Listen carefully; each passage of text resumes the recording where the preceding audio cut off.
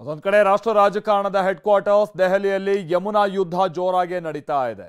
ಚುನಾವಣೆ ಸಮೀಪ ಬರ್ತಾ ಇದ್ದ ಹಾಗೆ ನಾಯಕರು ನದಿ ಕದನಕ್ಕೆ ಧುಮುಕಿದ್ದಾರೆ. ಹಾಗಾದ್ರೆ ಏನಿದು ದೆಹಲಿಯಲ್ಲಿನ ರಾಜಕೀಯ ಬೆಳವಣಿಗೆ ಅಂತೀರಾ? ನೀವೇ ನೋಡಿ.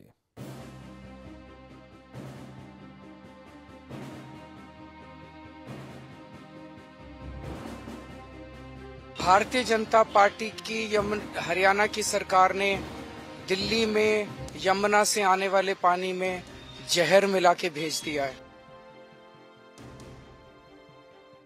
ಕೇಳಿದ್ರಲ್ಲ, ದೆಹಲಿ ಮಾಜಿ ಸಿಎಂ ಅರವಿಂದ್ ಕೇಜ್ರಿವಾಲ್ ಆಡ್ತಾ ಇರೋ ಮಾತನ್ನ. ಇದೇ ಮಾತು ಚುನಾವಣೆ ಹೊಸ್ತಿಲಲ್ಲಿರುವಂತಹ ದೆಹಲಿ ಕೊತ ಕೊತ ಅನ್ನುವಂತೆ ಮಾಡಿದೆ. ಅದರಲ್ಲೂ ಬಿಜೆಪಿ ಆಡಳಿತದ ಹರಿಯಾಣ ಸರ್ಕಾರವೇ ಯಮುನಾ ನದಿಗೆ ವಿಷ ಹಾಕ್ತಿದೆ ಅನ್ನೋದು ಕೇಸರಿ ಕಲಿಗಳು ಮತ್ತು ಕಾಂಗ್ರೆಸ್ ನಾಯಕರ ಕಣ್ಣು ಕೆಂಪಗಾಗಿಸಿದೆ.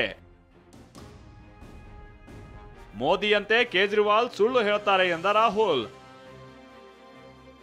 ಇನ್ನು ರಾಹುಲ್ ಗಾಂಧಿ ದೆಹಲಿಯ ಯಮುನಾ ನದಿಯಲ್ಲಿ ಬೋಟಿಂಗ್ ಮಾಡಿದ್ದಾರೆ. ಸ್ಥಳೀಯ ನಿವಾಸಿಗಳು ಸಾಮಾಜಿಕ ಕಾರ್ಯಕರ್ತರ ಜೊತೆಗೆ ಸಂವಾದ ನಡೆಸಿದ್ದಾರೆ. ಇದರ ಜೊತೆಗೆ ಕೇಜ್ರಿವಾಲ್ ಮಾಡಿರುವಂತಹ ಘನಗಂಭೀರ ಆರೋಪದ ವಿರುದ್ಧ ಲೋಕಸಭೆ ವಿಪಕ್ಷ ನಾಯಕ ರಾಹುಲ್ ಗಾಂಧಿ ಕಿಡಿಕಾರಿದ್ದಾರೆ. 5 ವರ್ಷದ ಹಿಂದಿನ ಮಾತನ್ನ ಉಲ್ಲೇಖಿಸಿ ಕೇಜ್ರಿವಾಲ್ ಕಾಲೆಳೆದಿದ್ದಾರೆ. ಇಷ್ಟೇ ಅಲ್ಲದೆ ಮೋದಿಯಂತೆ ಸುಳ್ಳು ಹೇಳ್ತಾರೆ ಅಂತ ಗುಡುಗಿದ್ದಾರೆ. ಕೇಜ್ರಿವಾಲ್ ಜಿ 5 साल पहले यमुना जी का पानी पीने की बात कर रहे थे. एक के बाद एक झूठ बोलते हैं.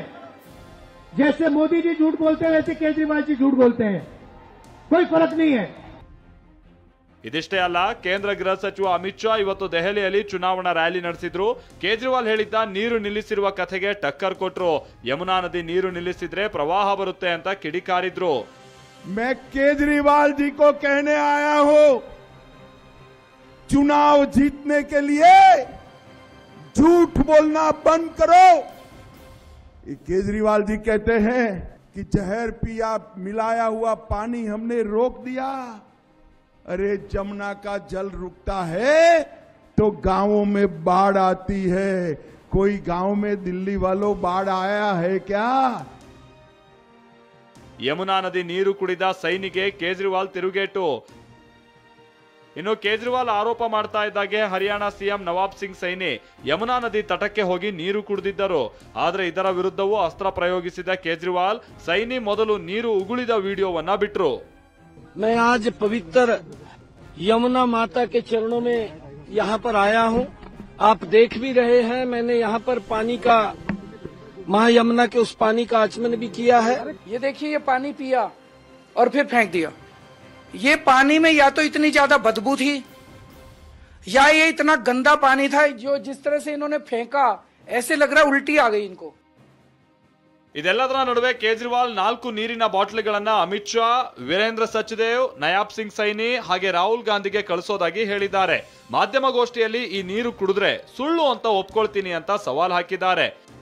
ये 7 ppm अमोनिया का पानी है और इसमें क्लोरीन मिक्स कर दिया गया है. ये बोतल हम अमित शाह जी के लिए भेज रहे हैं. ये बोतल हम वीरेंद्र सचदेवा जी के लिए भेज रहे हैं.